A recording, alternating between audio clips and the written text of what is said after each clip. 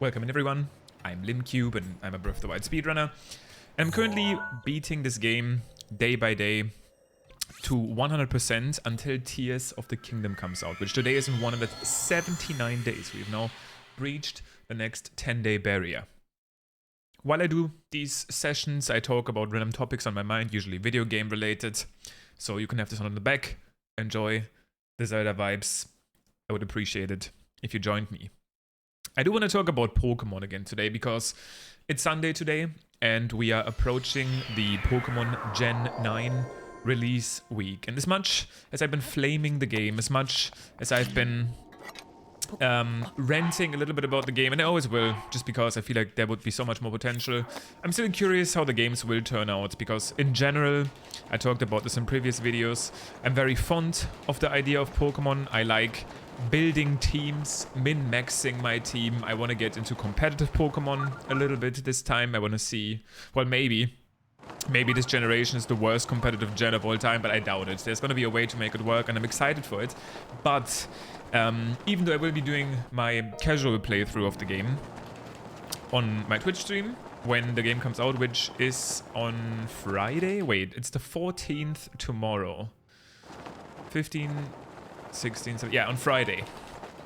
On Fridays, I'm going to start my casual playthrough, probably throughout the weekend. So I'll be done when the weekend is over, I'm assuming, unless this Pokemon game is somehow like 50 hours long. Technically, there's supposedly 3 stories this time, which I agree with Wolfie here, who's made a video on this. I don't think that's necessarily a good thing. But I wanted to, again, brainstorm a little bit here. Which will maybe help me to come up with ideas, but also I like being able to ask you guys, if you're watching these videos, for ideas. Some of you already had some great ideas when it comes to Hollow Knight charms or other things, and what I want to introduce to you today is the fact that I do want to make a Pokemon video on my main channel. I just uploaded another video on my main channel yesterday about the Breath of the Wild marriage % run. If you haven't watched it yet, maybe check it out. I'm pretty happy with how it turned out, and a lot of people seem to enjoy it. Also, just saying, quick plan for today. My plan is to go to... wow. Wait, I'm really thrown off because obviously Paya immediately recognizes our costume here and calls us out as a man. Interesting. I've never actually... I don't think I've ever came in with the Gerudo outfit. But... I want to get the camera today, so that's my priority. That being said, I want to make a Pokemon video, and I want to do a Pokemon challenge run on my main channel, and I've been thinking what a fun challenge run could be. I have 2 ideas right now that I'm both going to introduce with the up and down sides.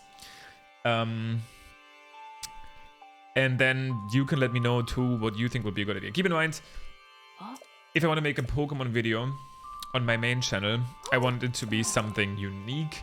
I don't want to just do the first Nuzlocke or whatever. There's going to be hundreds, thousands of other creators that just are going to do Nuzlocks and shiny hunting, which is actually quite chill. I actually do enjoy shiny hunting.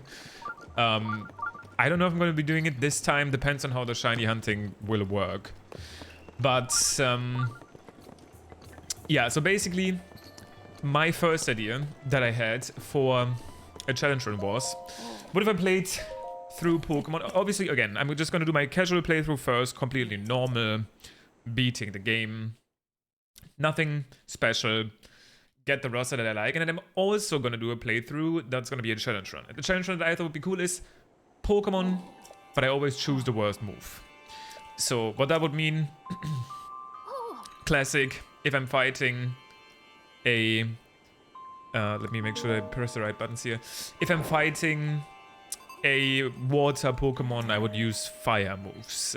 I would always use the least effective move possible in battle. When it comes to type advantages. And I think the reason it could be interesting is there's still some amount of strategy to it. I should be picking... first of all, I need to know what trainers I'm going to be facing, what Pokemon they will have, and then I need to equip my team accordingly. In this case, I would mean if I know this trainer has a water type, I would have to make sure that my Pokemon has a fire type move. Or if there's a Pokemon with 2 types and it has like a 4 times resistance against a specific move, I would have to make sure that I have that move on one of my Pokemon and use it. And then the strategy that also comes into play is there's obviously different moves for a type. There's different fire moves, right? Even though I could be using one fire move that's just a straight up damaging move that might not be as effective as using a fire move that applies burn to the opposing Pokemon and add some strategy that way. So basically, the entire premise would be I would always have to use the least effective move in terms of type advantage and still beat the game. I think that could be interesting. I think it could also make for a great thumbnail where it's literally just like, yeah, I don't know, any fire type Pokemon using Ember or whatever against a clearly water type Pokemon. And the thumbnail just says, this is not very effective or something. And then it's just Pokemon, but I always choose the worst move. I think it could be an interesting one. The only downside I think there is to this challenge is that I have to, first of all, plan the entire route, because I need to make sure that I always have basically bad moves, right? I don't really know how that would work out yet, specifically. Either I could check out what's... Either I could check out what trainers exist in the game, or it's just gonna be some trial and error, where I have to find trainers multiple times. I realize I don't have... Well, I guess now this is what I mean. I'm kind of brainstorming here live, because let's say there is a... let's say there's a fire and ice type randomly, and I would have... The best thing I would have is a water move. That's not necessarily 4 times weak. Wait, is it? Oh god, this is where my type knowledge comes into play. Type advantage Pokemon. I love these type shots. No, never mind. If there was a fire and ice type somehow, then water would be 4 times less effective. But let's say there was a fire and fighting type, and I would only have a water move, then it wouldn't be technically the worst choice to fight this Pokemon with,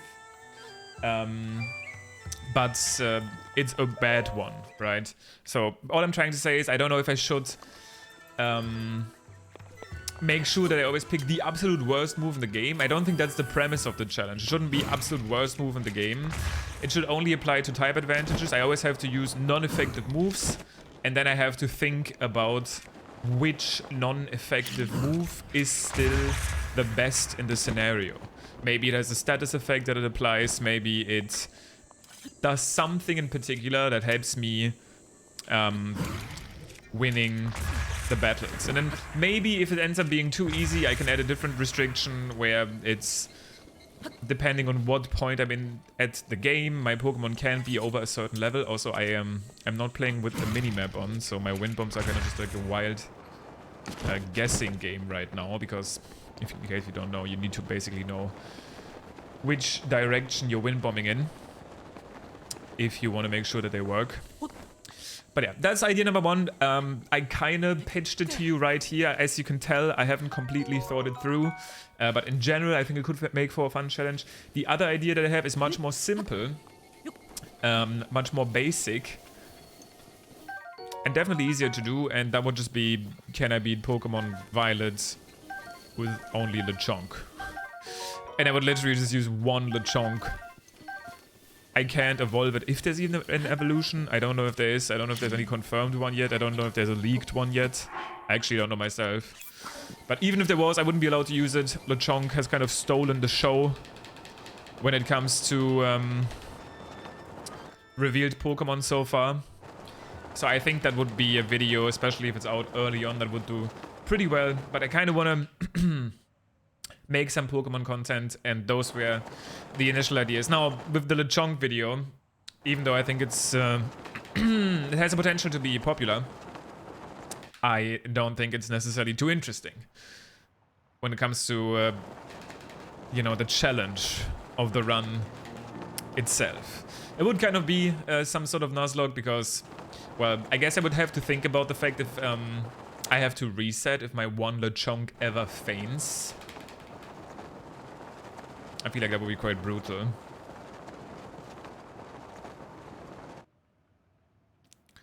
But that at least would make it a little bit more interesting, I think. And then also I need to actually figure out the nature of this whole game, right? I need to play the game first, I think, to really think this through. Because who knows, maybe for some specific points in the game, you need to use a specific Pokemon, or the terrestrialize mechanic is like needed to progress past a certain point or something.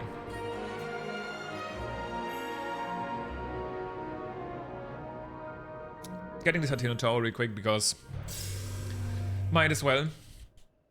On the way to the camera rune. But yeah, other than that, I will be playing through the game on Friday, starting Friday, on my Twitch channel, and I'm interested to see how it goes. My main concern, I think, is that I don't, not only that I probably will dislike the visuals, it's almost inevitable, from what I've seen so far, especially the terrestrialize mechanic. And here I am ranting again, after saying that I'm also excited for the game. It's weird. Pokemon is kind of like a toxic relationship, I guess. But also, yeah, I've recently seen Wolfie's video about what to expect about the upcoming Pokemon titles, and I really agreed with him on the point that Pokemon advertised that they have 3 storylines this time instead of 1, like it is a good thing, when the Pokemon story is usually one of the weakest parts of each game. But there's also a ton of things I'm just interested in. I'm interested in how shiny hunting is gonna work. Even though it's a very tedious process, I think it's kind of fun to stream, it's cozy. And then it's cool to get the team that you want. I'm interested to see some of the shiny forms in the first place. I wonder if there's one that I like in particular. Obviously, I haven't even seen all of the new Pokemon. It is always an exciting time, regardless. So I'm still looking forward to it. Now, of course, I don't have a single wooden weapon, because I made sure that my inventory is quite stacked. I don't think I will ever reasonably use this thunder weapon. So I'm gonna pick up the mob instead. One of the most broken weapons in Breath of the Wild. Well, in this village it's actually broken because it allows you to... Of course it was going to rain.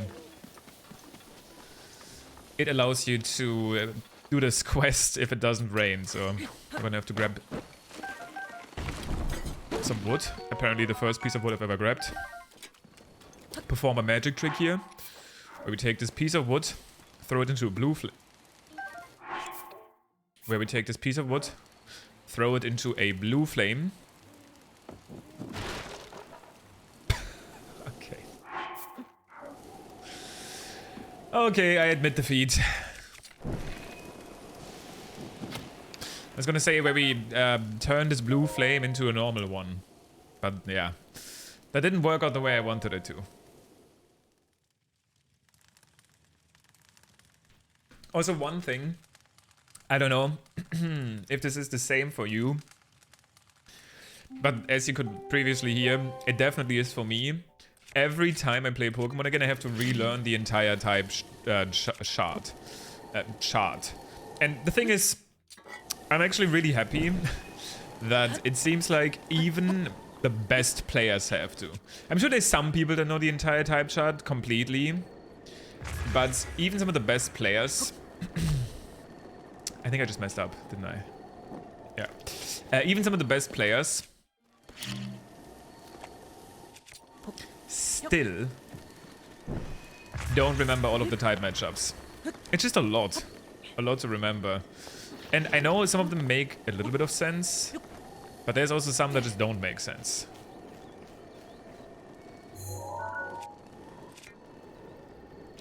Always makes me feel better that I'm not the only one that struggles with those. And I will be struggling with them again.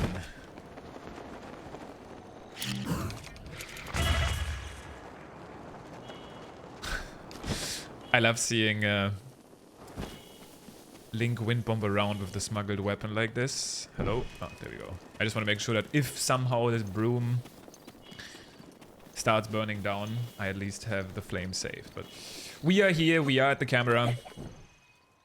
That was my goal for the day. I'm gonna get this camera from Pura now. There's just gonna be some cutscenes at the end, so this will be where today's episode ends.